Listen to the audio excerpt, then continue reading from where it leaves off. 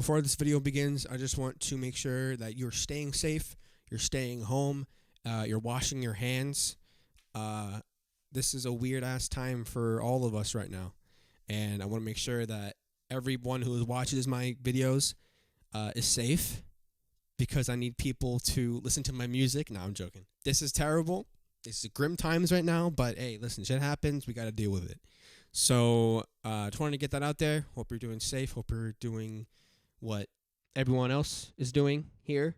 New York got hit pretty heavy, but I'm okay right now. My family is okay right now. So we're doing just fine. Let's get into the video. I get this question asked a lot, and that's a good thing. I like to see more people ask this question. And that question is, what do you need to start making music? I hear and see this question all the time when I talk to new producers, or I'm on Reddit, or I talk to my friends, people I'm working with right now. They always seem to have this kind of interest in, like, what do they actually need to start producing? So whenever someone asks me, what do you need to get into making music? I always say, what do you think you need?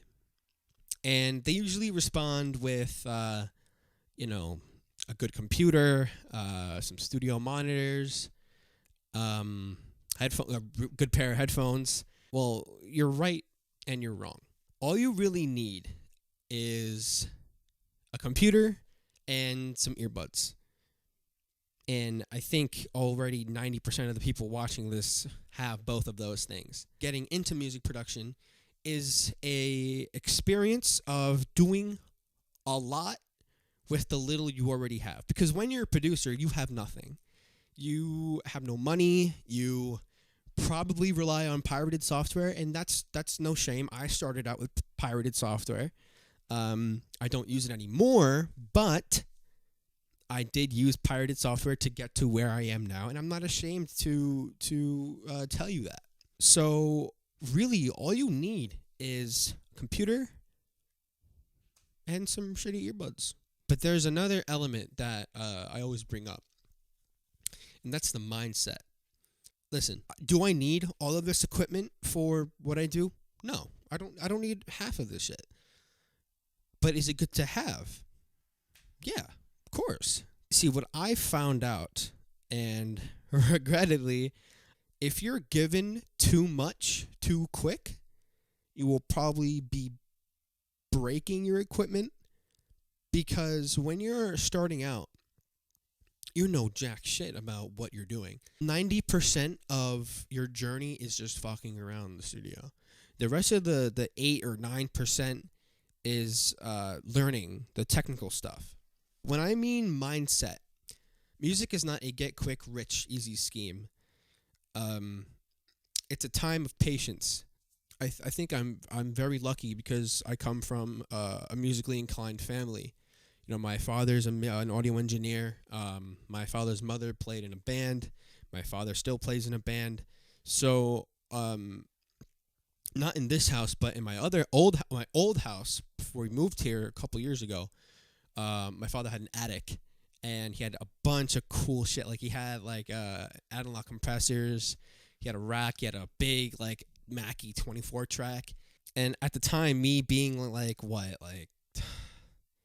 12, looking at what he's doing, I'm just that's pretty cool. And it looked cool too.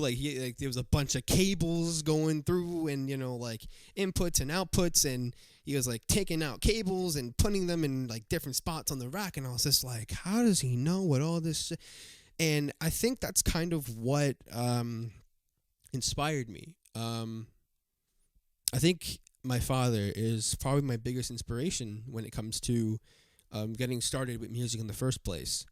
He would always have people come over and record for a band or something. Sometimes I would go up and I would join them, and I would hear one guy, he would say something like, "Oh, how about if we put some more compression on that track 13, and then maybe on track 4." I was just I was so enthralled by this creative process that bunch of guys do. Did he need an entire studio? No. Does he really need like a rack with analog compressors, reverb, a tape machine, a bunch of this cool stuff? No, he didn't need any of that. You have nothing when you're starting out, and that's normal. Like, listen, I will eat my cast if someone for their first time can open up a DAW and make a banger track. Like, I'm talking lo-fi, feels, vibe, mixed perfectly. I will eat my cast. I promise. You just can't do it.